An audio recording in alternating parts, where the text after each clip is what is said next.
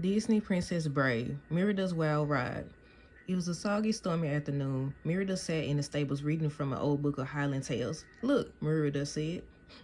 Magical horses. That one is called a kelpie. It's a water horse. Merida looked up.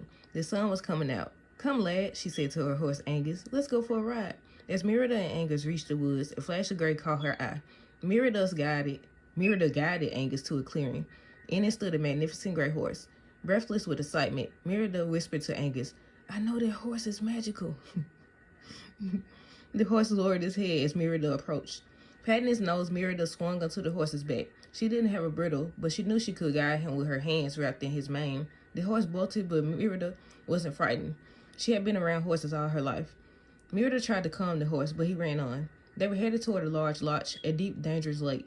Even worse, Merida's hands seemed to be stuck in the horse's mane. The horse brushed against a tree and trapped rainwater fell down on Merida. One of her hands came free. Just ahead, Merida spotted a bridle hanging from a tree.